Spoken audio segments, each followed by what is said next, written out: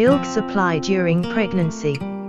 Most mothers who are nursing through pregnancy notice a decrease in milk supply by mid-pregnancy, but sometimes as early as the first month. During pregnancy, the mature milk is also making a gradual change to the colostrum which is present at birth. Supply may increase toward the end of pregnancy as colostrum production kicks in. Why does milk production usually decrease during pregnancy? Progesterone levels gradually rise during pregnancy. One theory for the cause of decreased milk supply during pregnancy, Flower 2003, is that the progesterone makes the alveoli permeable, or leaky, so they can't store milk well. At birth, the delivery of the placenta, progesterone levels drop dramatically, allowing prolactin to take over. Prolactin makes the alveoli impermeable, thus setting the stage for the return of copious milk production. The production of breast milk depends upon adequate emptying of the breasts, but the supply and demand regulation of milk supply does not usually hold up when faced with the hormonal changes of pregnancy. The decrease in milk production usually occurs despite continued or increased nursing frequency, although a minority of pregnant mothers do not experience a decrease in milk supply. Obviously, if your child does decrease demand, that will further decrease supply. When your milk supply begins to decrease, your erslig may respond by increasing or decreasing nursing frequency. Your child will most likely make up for decreased milk intake by eating more solids. Indeed, increased solid food intake is one way that pregnant moms might track a decrease in milk supply. You can go ahead and encourage increased solid foods. Just keep in mind that if your baby is under a year, milk should be his/her primary source of nutrition. As long as your baby is gaining weight adequately and nursing at least 3 to 4 times a day, he/she is unlikely to need an additional source of milk. See, is my older baby getting enough milk? Many moms claim that eating oatmeal once a day helps their milk supply. There are also a number of herbs that can help to increase milk supply, but experts are generally not in agreement when it comes to safe use during pregnancy. Changes in milk composition. One study compared changes in the milk of 2 lactating pregnant mothers through the first 2 months of pregnancy to daily changes in the milk of 2 women who were gradually weaning. Prosser, Saint and Hartmann 1984. Milk composition and volume changes during pregnancy were similar to those during gradual weaning, but the changes during pregnancy occurred despite continued or increased nursing, rather than in response to a decrease in nursing frequency. Tandem nursing was something I set out to do before I even became pregnant with my second son. I thought it sounded romantic. It sounded easy. It turned out to be overwhelming and one of the most difficult things I've ever done. Many women will end up nursing multiple children through pregnancies and beyond, whether they choose to or they just can't seem to wean in time. I have created a list of tips that might help you feel a bit more prepared than I was. 1. Expect that you'll lose milk. During pregnancy, most women lose most of their milk supply by their second trimester. This is your body's natural process of growing a baby. I lost my milk supply completely by 14 weeks. While some children wean due to the loss of milk, my child, and many others, nurse straight through. Some women maintain some of their supply while others respond well to herbs such as those in more milk too that can increase milk supply. 2. Make sure baby gets a full boob. Trust your body, and your baby had become my mantra. When I set out to tandem nurse, I figured I would just latch each child onto a nipple and that would be that. It turned out it takes a little bit more coordinating than that. Once your baby arrives, make sure that the newborn gets latched onto the full breast and that your child gets the breast most recently used. This can help, along with other things such as proper latch. Ensure that baby is getting enough milk. 3.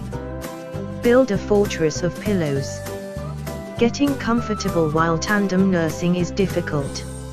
After nursing an older child, you will have forgotten what it's like to nurse a newborn. You will be trying to support two different sized people on your body. Pick a nice rocker or recliner and make this your nursing station. You will need pillows and D-dimension pillows. 4. Beware of nursing aversion. I struggled with nursing aversion since my 3rd trimester of pregnancy. It's an ugly thing that you may or may not experience, but if you are overcome with intense feelings when nursing your older child, don't be afraid. Whether it's hormones or nature's way of making room for new baby, just know you are not alone. You can read my full story here and read about managing it here. 5. Talk to your older child about this new breastfeeding relationship. Don't shy away from discussing the new situation. While you are still pregnant, talk to your older child about the new baby and that the new baby will be breastfeeding. Once the baby arrives, it's normal for your older child to feel jealous and anxious about the changes. Validate their feelings and let them know you are there for them. 6. Set limits with your older child. Even if you don't struggle with nursing aversion with your older child, you will find that you want to spend some alone time with your newborn. Don't feel guilty, it's normal. You might want to limit the number of feeds per day and duration of feeds for your older child. Validate their feelings of seeing a new baby nursing all day. Remind them of all the cool things that they can do that a baby can't do, like eat lots of different foods, run around and talk. And once again, validate those feelings. 7. Take lots of pictures. You don't have to post them on the internet, but you will certainly be in awe of the power of your body and the relationship between two people being built right at your breast. I have heard from many women that they regret not taking more breastfeeding selfies. You are about to embark on one of the most intense journeys of your life. You will either love it and tandem nurse for years or dislike it, decide to wean your older child. Either way, you are an amazing mother and you should be proud of every step of this journey. Myths vs facts. Breastfeeding during pregnancy and tandem nursing. You have probably heard most of these common statements circulating about breastfeeding during pregnancy and tandem nursing. I set out to test their veracity, and was surprised by what I found. Test the currency of your own knowledge, which statements are myth, fact, or simply unknown. 1. At 24 weeks gestation, the uterus changes in such a way that breastfeeding goes from being safe to risky. Myth or fact? Myth. Oxytocin is a hormone released during breastfeeding that causes uterine contractions, usually too mild to notice. This fact has raised concern that breastfeeding could contribute to preterm labor in an otherwise healthy pregnancy. The uterus starts out pregnancy fairly insensitive to oxytocin, and somehow the rumor got started that it increases in sensitivity in mid-pregnancy. Research does not support this. Instead, the first marked increase occurs after the 37th week, with little or nothing happening before that time. 2. When you are breastfeeding during pregnancy, your body gives first to the fetus, then to the earthling, and then what's left over goes to your own daily needs and reserves. Myth or fact? Myth. If your body fat is already perilously low, you will want to note that malnourished women yield some body fat to contribute to fetal weight gain. But we have no research to tell us whether the fetus or earthling gets priority in times of shortage. More importantly, we have no reason to believe that anyone needs to come up short unless the mother is malnourished.